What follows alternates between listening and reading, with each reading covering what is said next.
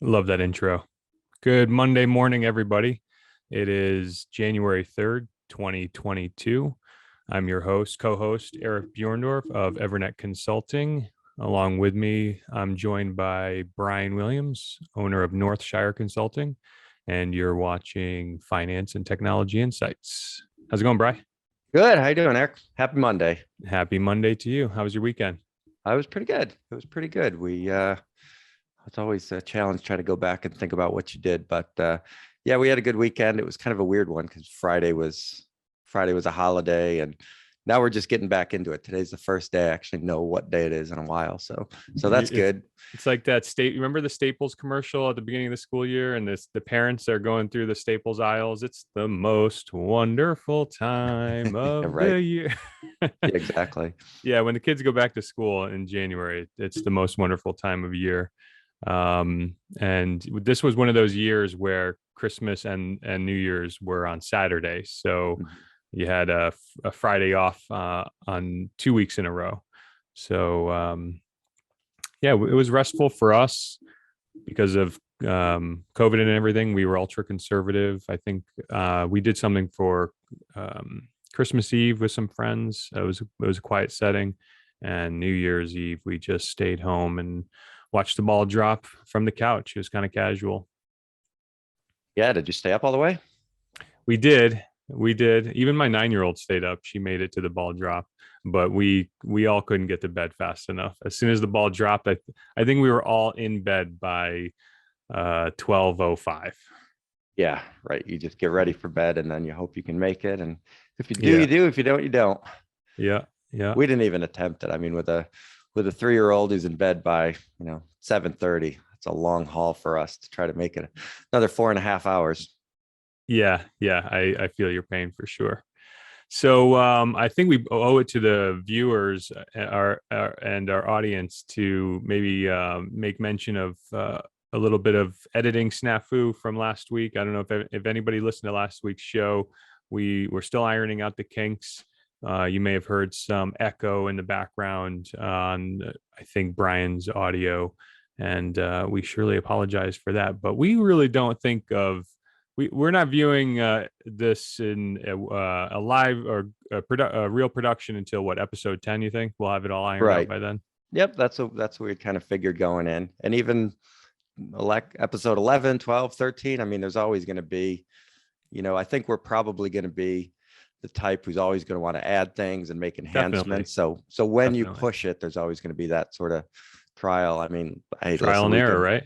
Yeah, I mean, we could just connect 2 microphones and record it and throw it up without any editing or without any production a little bit. But I think as we continue to push it, there'll be, one of the things that inspires me about doing the show with you is just that we can do anything we want with it. So if this was a real rigid framework, it might feel more like work than just bullshitting with a friend, Yeah, exactly. Well, one of my favorite things to watch on YouTube when I'm just have some rare free time is to look at some of the news bloopers and stuff like that. Those just crack me up. They're hilarious. But there's some good ones. Mic's not working, people tripping over stuff. I mean, we don't at least have to deal with that, but all sorts of like weather, the weather people and people doing things remote. Those things just crack me up. So you never know what you're going to get. There's some good ones out there. And I have been viewing our show on my TV on the YouTube channel. And I promise anybody who's sticking with us, I'm going to get a better camera. I think one of those, I don't know what they call them, the SLRs or whatever. So I'll get something. I'll start spending money on the production quality if we can get past a 10th or 11th episode, because the webcam, the $27 webcam I have on my monitor looks a little soft. You look good though. What do you have? Do you have an SLR? No, I actually have an old phone. So I have a Galaxy S8 that I use. Wow, that's on a phone? Yeah. That's cool.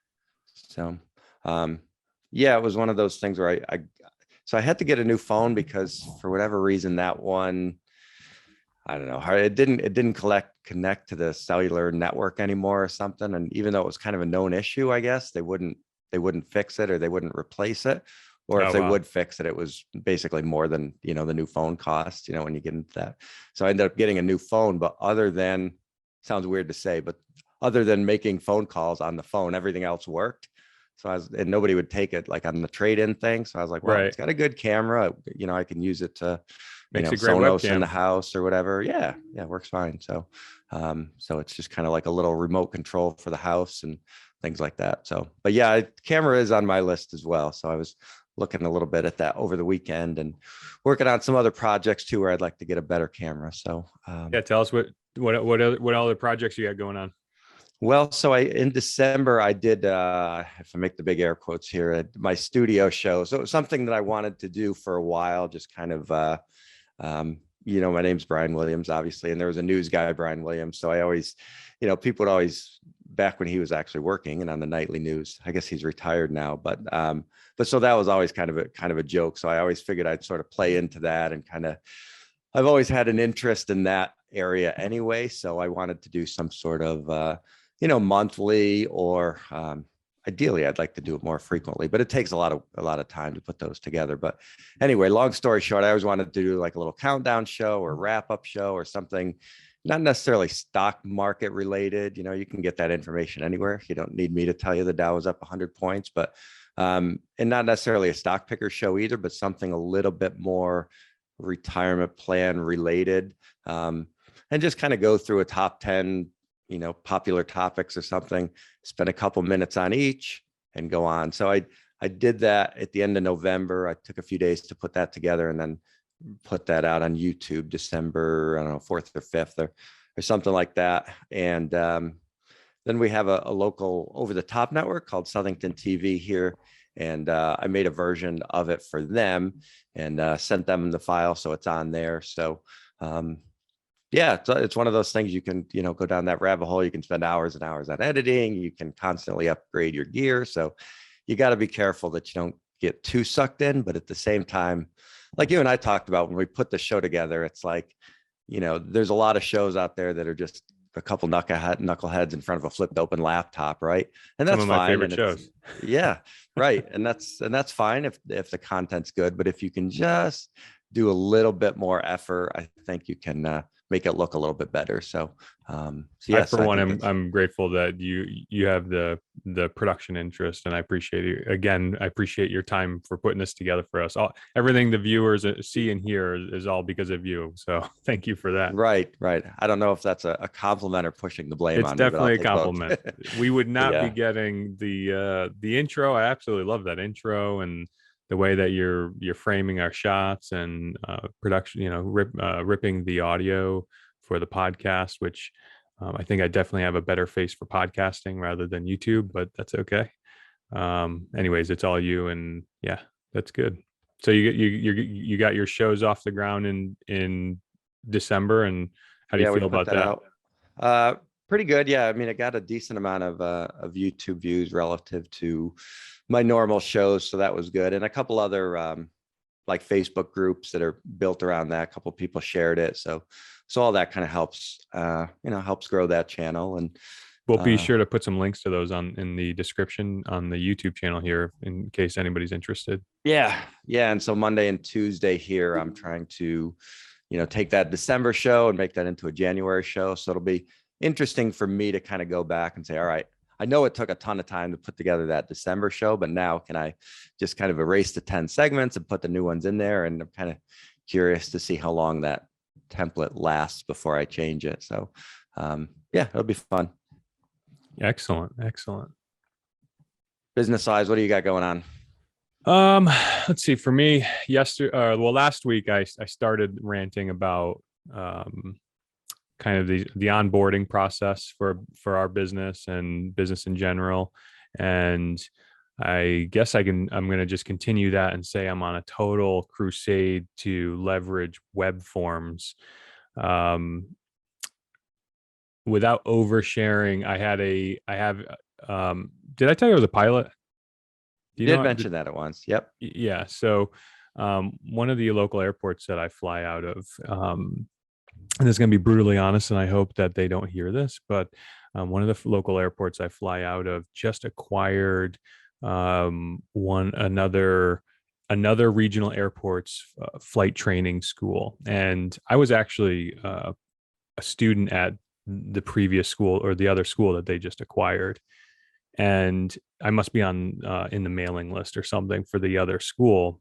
And so the place that I fly out of now sent an email out to all of the customers of the flight school that they just acquired, and they sent 5 PDFs of forms for those customers to fill out. And it was all about, kind of like reaffirming your enrollment and what program you're in, your customer information, if pilots need to get a clearance with the TSA, believe it or not. So all of this information that needed to be collected as a result of their acquisition of this company. And it was just so cringeworthy because, emailed PDF forms maybe 5 years ago were the norm. And Apple, I don't know about how Android looks these days, but with Apple Mail, if you get an emailed PDF form, Apple on your iPhone has and iPad has a slick way where you can just click a PDF, and you can actually start filling in a PDF right on your iPhone in the mail item. Start filling in the PDF form, and then you can turn around and send it all from the mail app, which is pretty convenient. But there's just better ways to collect information from people for business purposes. I mean, presumably I know they're using a mass email because they sent it from a mailing service that you can kind of tell it was, I don't know if it was CC Send or Constant Contact or something like that, but they're obviously using a mailing platform. And so they're collecting information. They have a customer database online. So I'm seeing them email 5 forms out for people to fill out and scroll, print, fill out, scan, email, fax, whatever. And it just was cringeworthy. So I have the horrible misfortune of offering unsolicited advice, offering advice to people who don't ask for it. And I said to him, you guys, there's plenty of online web forms, Constant Contact, HubSpot. We use Zoho Survey. There's Typeform, CallRail. There's tons of these services that you can build web forms, even if you don't have a website. Even if you don't have a website, you can go right online to one of these many services and build a form to collect customer information, and then they can then populate right from their phone or a computer. It's all very keyboard friendly and type friendly, and then submit. It doesn't require much technical talent on the respondent side.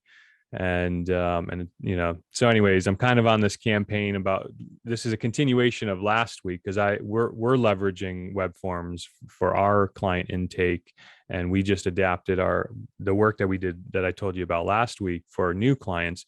We actually adapted for our existing clients. So now our existing clients, if they want to do a change to their support plan or their contract with us, they can go through an online web form to review their support plan or reaffirm their support plan. And it's just so much better than PDF based contracts and PDF forms. Yeah, and those forms, the stuff you do through Zoho, does that go right into your CRM? Well, exactly. I mean, so even if you're on this, even if you try to leverage this on day one and you don't have a CRM, or you don't know what CRM is, or you don't know how to move data around between platforms, that's fine. The form at its basic level can just be, first name, last name, email, address, click submit. And when they click submit, it emails you, the form builder or form manager, the PDF output. And then you could file that if you want. But yeah, our system is much more powerful than that. We have our web forms for new clients. we'll actually input them right into our CRM, which is our kind of sales and marketing and communication tool with our clients.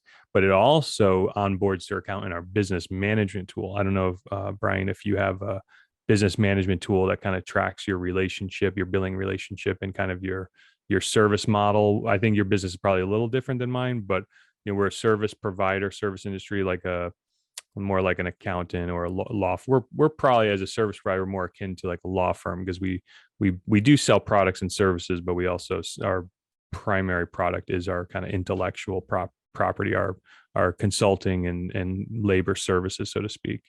So anyways, a form for us will actually take a new client and create their account in our business management tool or practice management software, and expedite that, so that when a submission comes in, it's much faster to get them going.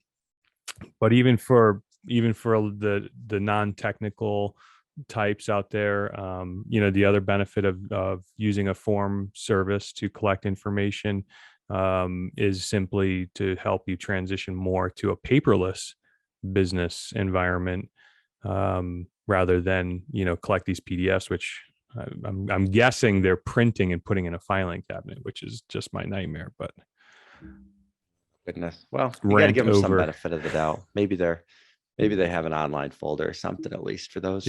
Yeah. So my poor wife, she so we're sitting on the couch. I was watching football last night, and I spent so 5 of these forms that they sent out, I spent a half an hour, and I produced 2 of them in my form system, and I sent a nice little email. This is the unsolicited advice part. I sent a nice little email to them. I said, I'm totally sticking my nose where it wasn't asked or invited, but I just can't help not share this with you.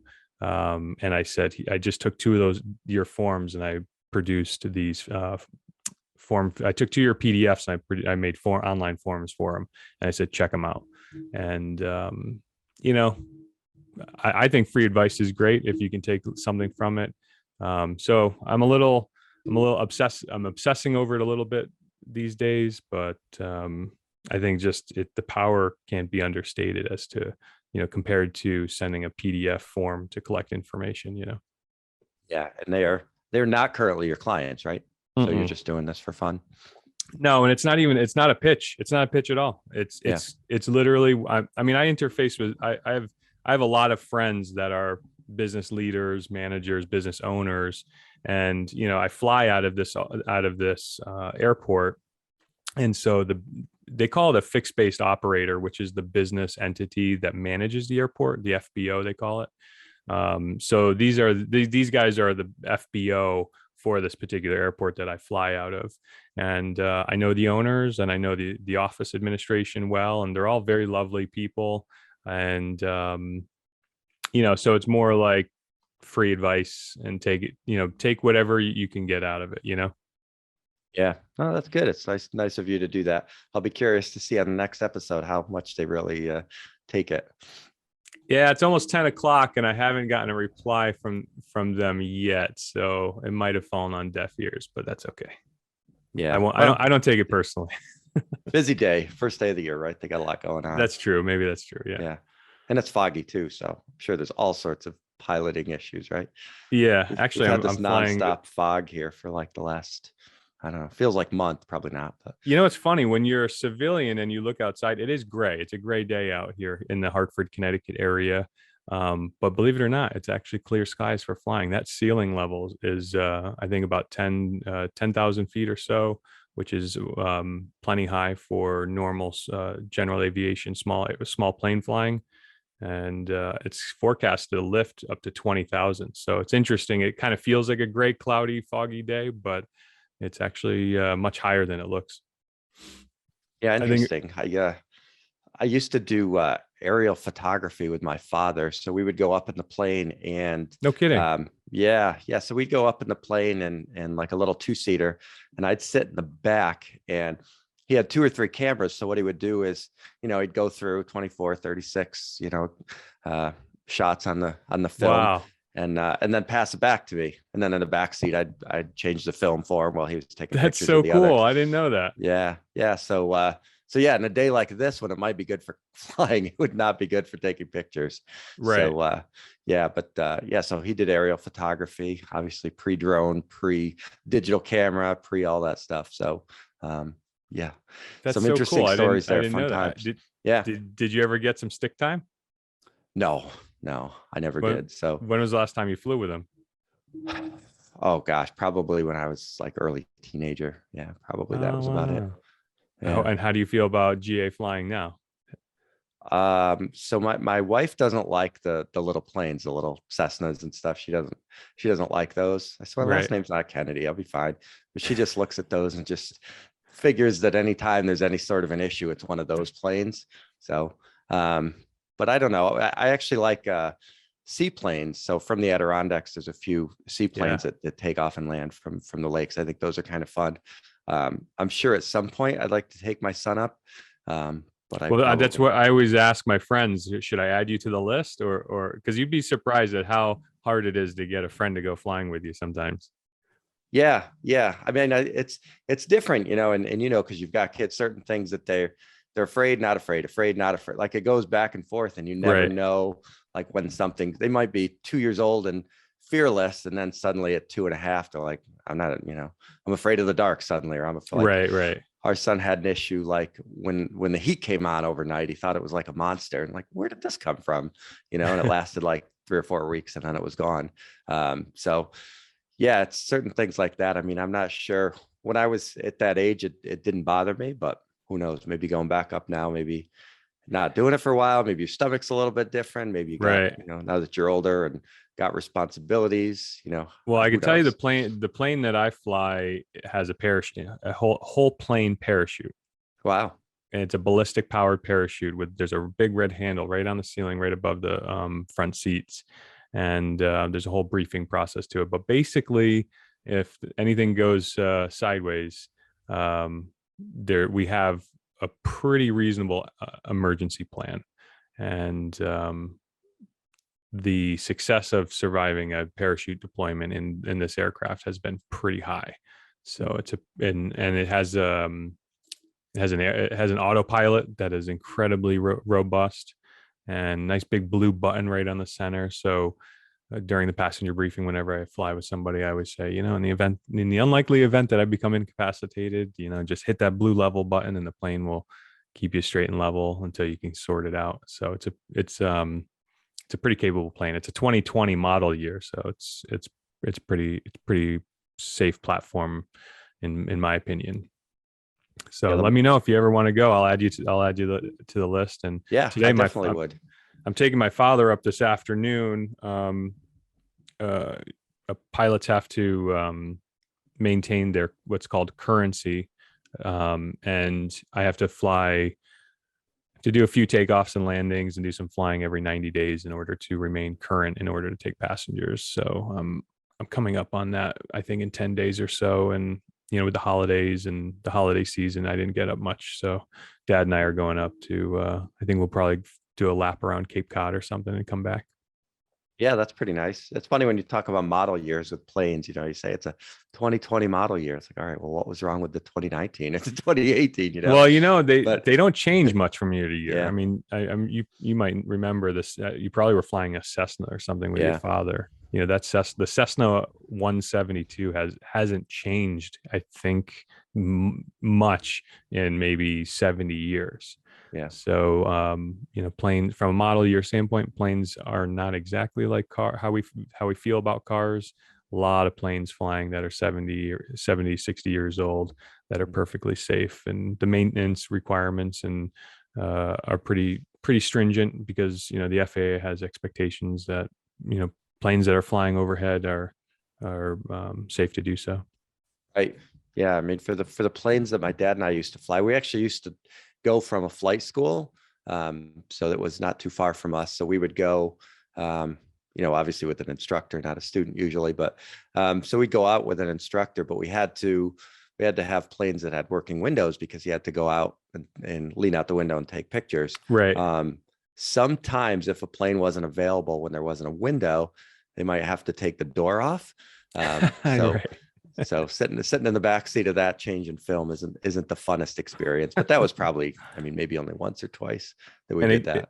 it gets pretty cold. The temperature drops off precipitously as you for every 1,000 feet you go up. So Sure. I can imagine an open door plane. I haven't flown in an open cab yet, like one of those biplanes with an open.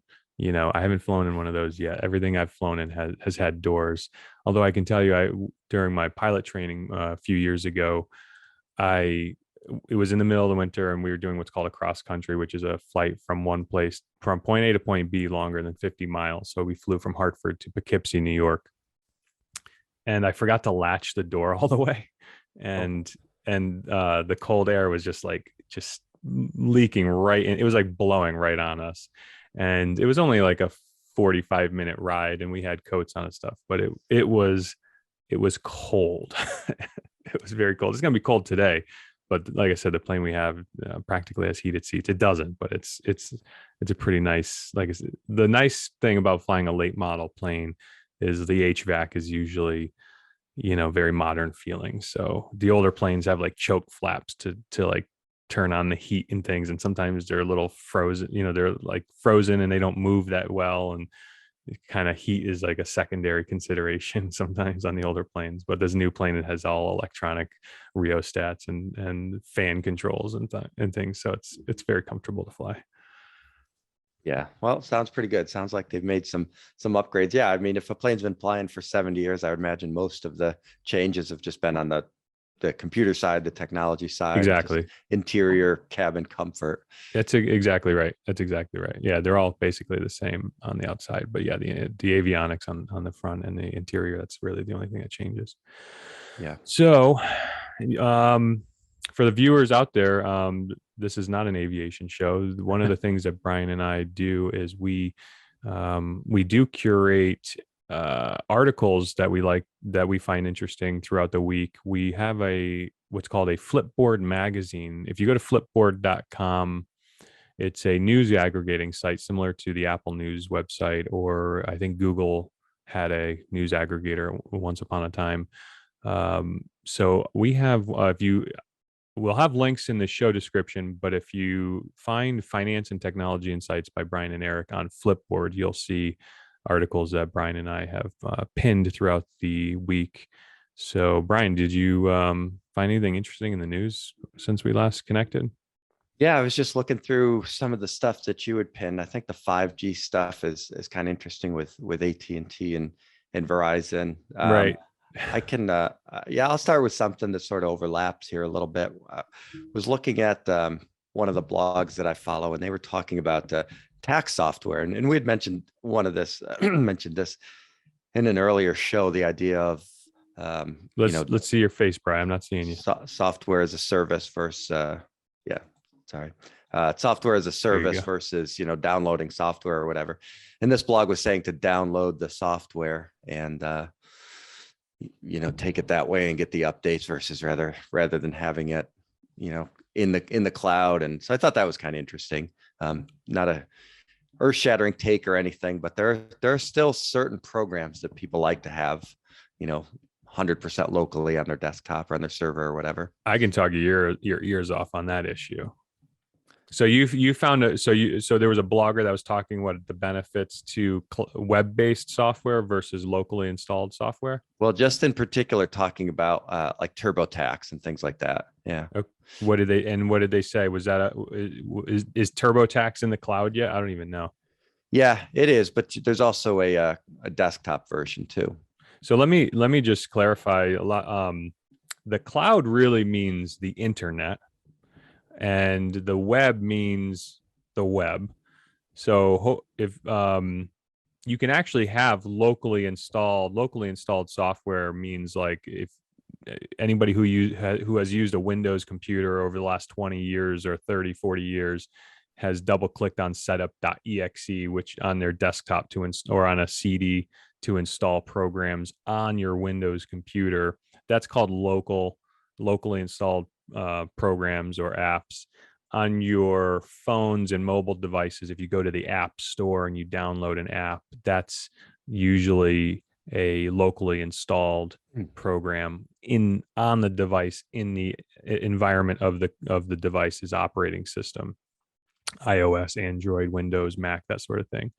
If you open up a web browser, Chrome, Safari, Microsoft Edge, or Internet Explorer, Firefox, and you go to, I don't know. Well, one of the big ones is QuickBooks Online. QuickBooks is one of the biggest or most popular accounting softwares these days.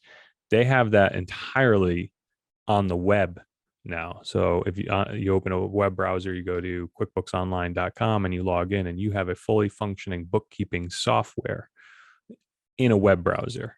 So that's a little, I think that's an important distinction for some people, for everyone to understand, that that's web-based software. You could still have, and most of your phone applications are internet connected and therefore are cloud-based, so to speak. But there's you see that kind of distinction, Brian, about how Yes. there's local versus web, and the cloud kind of supports everything. Right. Yeah. And to some extent, I mean, every piece of software, at least at some level, has some sort of internet connection, either just to tell you have to go update something, or Right. Something along those lines. And this article was talking about TurboTax being one of the things. Is obviously the tax software gets updated every year. So if you're using an online version, that's the version you have. So if you have to go back and redo your tax returns from 2018, 2019, the software support isn't there. Whereas some folks might be able to go into their, start menu, and they might have 7 or 8 different TurboTaxes installed because they still have the previous year software, and they buy that software every year to be able to do that. So that was one of their points. Their second one was, pretty common one about where's your data stored, right? So if you have it locally stored, here on your C drive or My Documents or whatever, and you unplug your computer, nobody can get at it, versus storing it in the cloud. And could it be hacked, or could it be misused? Or so those are the two, issues they had and recommended. I just thought it was interesting because you don't see that a lot. You don't see a lot of people recommending to go to a purchase every year downloadable That was desktop that was the application. blogger's recommendation. Yeah. Was that there are benefits to continuing to use desktop-based software, local-based data. Yeah. And again, that's another distinction too. The software and the data are not one and the same. The software is the software. The data that the software produces is separate. And again, to confuse the viewers even more, you can actually have like web-based software producing local content, and vice versa. And that's all depending on your usage and preference and that sort of thing. So, I run an IT company, and what's funny is I do not use any local based software or databases anymore to run our entire business. Our entire business function is on the web now. And I'm all in on that model, because we internally don't manage any classic servers and database servers anymore. The entire function of our business can operate in a second from any computer with an internet connection. So we just pull up a web browser, and our entire tool set, our client database, our accounting, our billing, our marketing, our communications, all on the web. And that translates really into significantly reduced IT support and management costs. Our software and subscription costs have gone up, so to speak, because these are all services and the term service is used to imply some sort of revolving or recurring kind of subscription or fee. But yeah, I'm all in on it. But we have lots and lots of clients who still maintain traditional computers, networks, and databases and data sets locally. For lots of reasons. Sometimes they have a technical requirement. Sometimes they have just a fear or an aversion to the web or the cloud. It's kind of funny though, because thinking that you can run a business on compute, like the classic local network, have them internet connected, use email and the internet, and then say, no, I don't want to store my data in the cloud. That's something I hear almost every week from a new client. And it's unfortunately a misguided fear, because you're already vulnerable just by virtue of being internet connected. So unless you're pulling the plug from your network during, while you're conducting business, you have exposure either way. Right. And I always kind of laugh at people who say, well, what about, when AWS goes down, or what about when something like that happens? As if you're not far more likely to lose power at your own physical location, or lose internet connectivity at your own location. Well, let me tell you, me and my team, we are classically trained network engineers, Microsoft certified system engineers.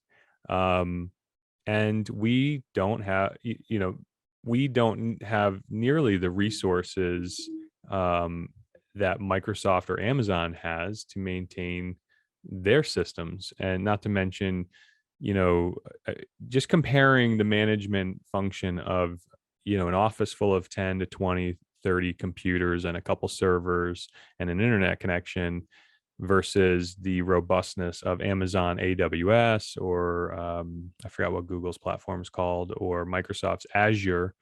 I always tell the clients, hey, I'm telling you that you should trust Microsoft and Amazon more than you trust me to keep your servers functioning. I've never had a catastrophic failure of any of our managed servers with, because we put all of the clients who follow our guidance have the appropriate backups and protections in place. But still, I mean, Microsoft's Microsoft. They made this stuff, for goodness sakes, Yeah. Did I lose you? No, I'm here. It's getting pretty technical over here. But yeah. We do have, you touched on it in the articles. How are we on time? We have 44. We're at 44. So Yep. Not that this is an aviation video, but I have two articles, both that touch on false sense of security and the aviations. Which one do you want to touch on? It's the AT&T, the 5G one, or the VPN one? I think the VPN one is interesting. Yeah, let's go there. Okay, so this article was from Kevin Collier on NBC News. I pinned on our Flipboard, and I absolutely loved reading this article. He basically says, here, the title of the article is, "Here's why you probably don't need to rely on a VPN anymore." Now, I'm sure anybody who's used the internet, I think even on regular TV now, you even see the commercials for VPN services. Have you ever seen any of those? I don't think I have. No, maybe I just wasn't paying attention. You haven't seen any? Okay, wow. That I feel like so. Maybe it's because the algorithm knows that I'm a likely VPN user. Yeah, maybe. But so they're promoting, safe access to the internet using a VPN. And a VPN basically is when you connect a VPN from your device or your network to the internet, you're creating kind of like think of like the Lincoln Tunnel at New York or something. You're creating a tunnel from your computer and your device all the way to the internet via the VPN provider. And there was, we used to use VPNs on in the classic enterprise when you would have like a home laptop user. So let's say you had some executive or something that had a laptop and would work from home before most people worked from home. As the business, we would host a VPN server so that the executive could connect through the VPN, his laptop through a VPN to the corporate network. And anything that he did on that computer while he was connected to the VPN would be encrypted. So even anybody on his local network at his house, or anybody even at the internet company that's providing his internet connection, would not be able to see any of the transactions or data that he's doing. And that was the benefit of a VPN. But in recent years, VPNs. Oh, and then remember, have you ever heard any caution about using public Wi-Fi's? Oh yeah, for sure. Yeah, sitting at the airport or hotels. Yeah. Right. So these VPN services are touting using a VPN when you're in public Wi-Fi. We've even advised at times clients use a VPN, and there are times to use a VPN. But this guy basically says you don't need a VPN anymore, because if you open up any web page, any relatively modern web page, go to your bank's web page, go to flipboard.com, go to northshireconsulting.com, go to evernetconsulting.com, and if you click in the address bar, and do you remember the HTTP prefix on a website? Yeah, right. Or HTTPS. S, exactly. The web has in large part gone full S. Almost every website now has HTTPS on it. And if your website doesn't, call EVERNET and let us know, because it really is bad form to have a website without the S component there. And the S component means secure, which means when you serve your website through HTTPS, you are providing a service to your users, and you're saying, hey, when you're here, you're reasonably secure. We are encrypting your connection to our website directly from your browser to our web server. So this article here from Kevin Collier of NBC News basically says you don't need a VPN anymore. Sure, you might connect to an unsecured Wi-Fi hotspot, but all modern operating systems these days have a firewall on their device. So all of your ports on your device are closed. And when you open a web browser and you access a computer, so long as it has HTTPS on it, that connection, that one-to-one connection you're making to the web, is encrypted. So I thought it was really interesting, because I've been saying that for years, actually. For HTTPS, the encrypted web has Google started it. I started the march towards it in 2012. I remember reading the article when Google.com was first presented on a secured page, and the web has largely marched toward that, and for good reason. So just thought that was interesting. And what Google wants, Google gets, right? So I'm sure that they push down search results of websites that aren't using it. And exactly, good point. Yeah, that's a really good point. I believe that's one of the metrics in Google's algorithm, that if your business website isn't encrypted, isn't providing a secure connection, that may ding you on the SEO. Yeah, absolutely. And that's a good transition into Google not being the #1 website anymore, right? It's TikTok. Oh, you saw that? With more users, right? They had a Tell million the active viewers users what in the September. #1 website of 2020 was. Yeah, it was TikTok, right? Yeah, TikTok. Yeah, when I saw that, I was like, oh my gosh, TikTok has surpassed Google in monthly. They call the metric they track is called monthly active users. And I don't know when we pinned that article, but that was definitely right there. My comment on Flipboard. So the article was that I pinned is from thehill.com. Google is dethroned as world's most popular website. And my comment when I pinned that was, America's funniest home videos takes the top spot. Right. Yeah, exactly. Yeah, or China's funniest home videos.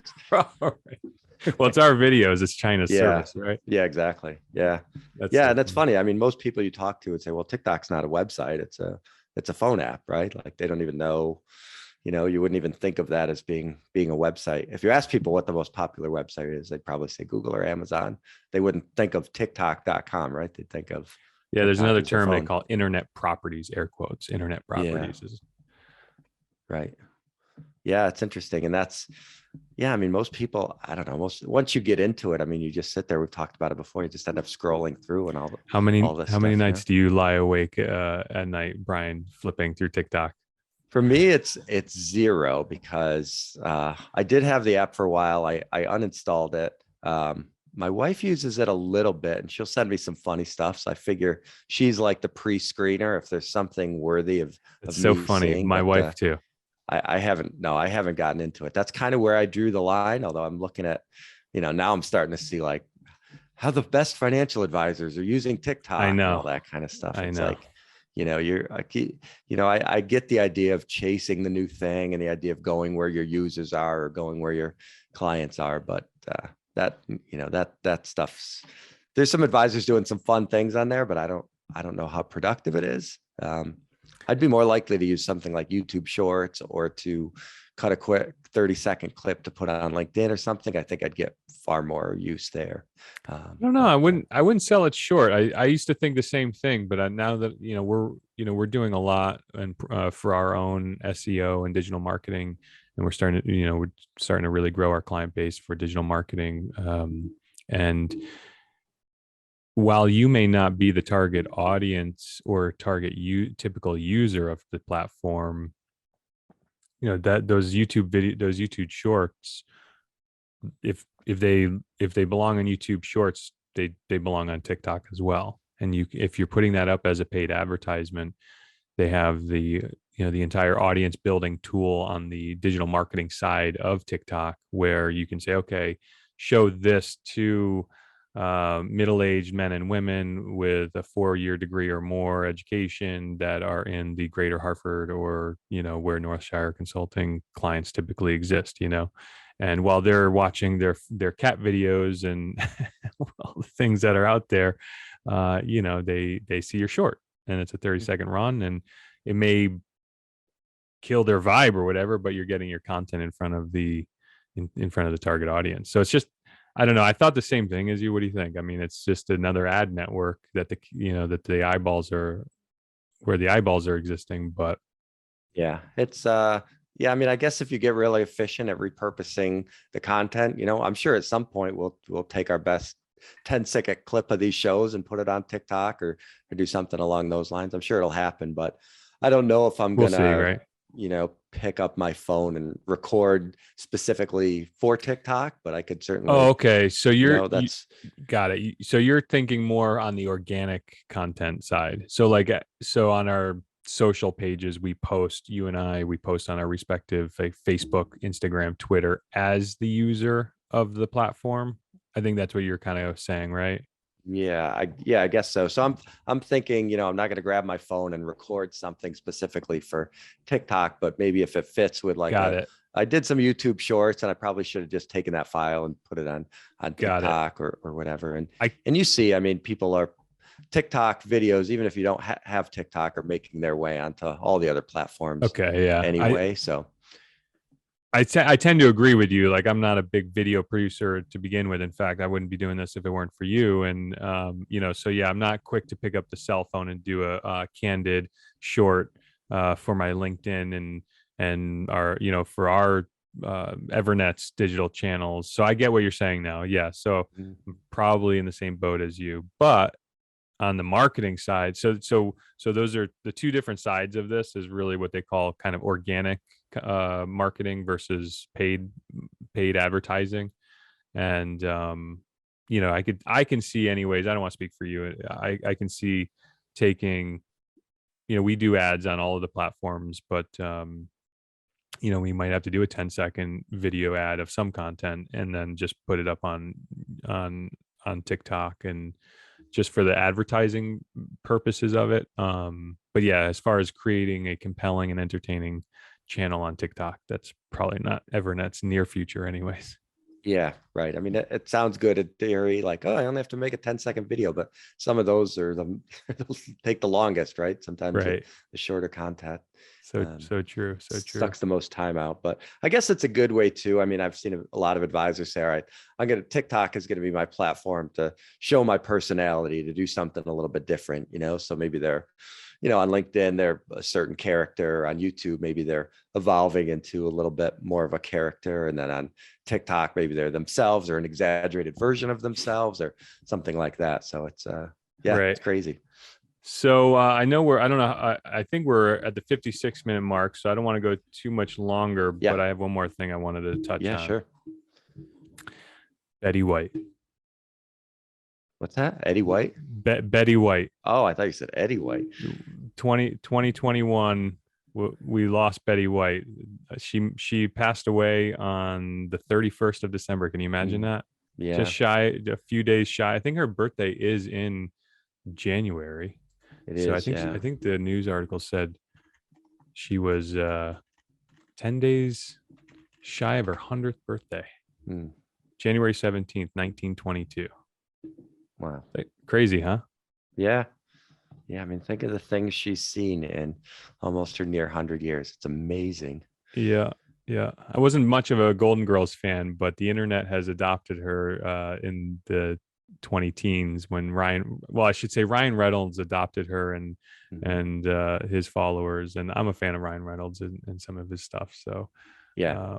it's kind of, I only make it, I respectfully, jestfully bring up Betty White's passing. I mean, she seemed like a lovely person, and I didn't realize she was doing a lot with animal conservation, Mhm. but I just thought that was um, kind of a rapaport, or that 2021 would end with the very last day of losing Betty White. So I just thought I Yeah, wanted. right. Right. I mean, and obviously it's a sad thing, but it's a good chance to celebrate and just put things in perspective about everything she saw in her life. I think probably the most I got into it was I read the article about Golden Girls kind of coming to the network and how they originally pitched it and the script and all that kind of stuff. But if you think about the idea of, all right, I'm going to go in and I'm going to pitch this idea, right, of three older women, and one of them four, and one of them is the mother of another one, and we're just going to pitch this. I mean, it doesn't sound like a great show on paper. So the idea that the writing and the actresses could elevate that show to that level, I think is impressive. Yeah, good Because I point. can't really think of a similar show that's that was like that. I mean, most of your television stars are not of that age. So Right. True that was point. interesting. Yeah. True point. Yeah. Good. Good. What else would you have anything else for the audience? No, I think that's pretty good. I guess we're about halfway to our 10th show, maybe, or thereabouts. I'm feeling Um, good. I feel like the production value is really, really going up. What do you think? yeah, I think so. I think if we get, yeah, I mean, there's some other additions and tweaks we've talked about doing, but that's going to happen well past the 10th show and beyond anyway, just because we both want to continue to make it better. So I think once we get more listeners, watchers, and get some feedback from them, and potentially grow the Facebook group and the following there, and make it a little bit more interactive. Even to throw out some of the stories and say, which one would you guys like us to talk about? Right. I know Facebook loves surveys and polls, and LinkedIn Right. does Right. too. So I think we'll be able to have some fun with that. So yeah, If you're I'm excited yeah, about it. if you're listening, early days, the likes and subscribes really help us a show get off the Mm. ground. So if you're inclined, give us a like, and commenting is important too. Let us know in the comments if you have any feedback or direction you'd like to see us go. And yeah, sounds good. Brian, where do we go to find you if we need you professionally? Yeah, so website's northshireconsulting.com. On social media with YouTube, we use 401k and beyond. So that's the name of our Facebook group and YouTube channel. Instagram, although we don't do a whole lot there. LinkedIn, you can just find me. I mean, most of my stuff on LinkedIn I don't post a lot for the company. Mhm. There's not a lot of followers there. Most of it's through my own personal Brian Williams profile. But yeah, Brian, that's how you can find me. do you use a social media managing tool? I don't. That's one of the things that's on my list for the next few weeks, just to be able to plan out some content and do something like that. One of the nice things about a social media management tool is it allows you to publish once and Mhm. broadcast to many. So whatever effort you are kind of spending on your social media contribution, you can kind of do that with a social media managing tool. And when you click publish, you can broadcast it to all your favorite networks. And that's what we do. We use a tool called Zoho Social. Mhm. Um, yeah, we find it pretty cool. It allows us to broadcast to, LinkedIn, Facebook, Instagram, Twitter. One of the reasons why we like it is it actually supports Google My Business, which is Google's quasi social business network that has a kind of a post function to it. So cool. All right. So northshireconsulting.com, 401k and beyond. I love it. I'll give myself the shameless plug. I'm Eric Buhrendorf, CEO of EVERNET Consulting, the best IT company in America and beyond. We actually have clients in the UK and Australia. So if you're looking for us, always start at our website, www.evernetco.com, and everything you need is there. And is your website? I know you've had it up for a little while now. Is that officially like launched? Did you do It, like a mass email launch to your clients and prospects? we didn't promote it yet because I'm in the middle of transitioning to a new email campaign tool, and when that goes up, we'll do some publication and advertisement about the new website. But it's a soft launch. I would call it a firm launch. We're launched and chumming along and good to go. We talked about this last week. We pivoted to more of a landing page style website because we realized 90% of our traffic was not yet customers. So with that knowledge, we really said, well, it really should be more promotional, more informational, and really kind of be a nice firm funnel to help prospective clients get the information they need and then become a client. So yeah, and it looks great. We're loving it. Yeah. All right, sounds good. So we'll do it again next week. All right. Do we have an outro or I don't what are we no, gonna I do? don't We're think gonna so. Like music wise or anything? No, I don't Yeah. think we have anything. All Maybe right. I'll put that in for next week. We'll just replay the intro. Well, have a good week, and it was a pleasure. And everybody have a great week and good start to their year.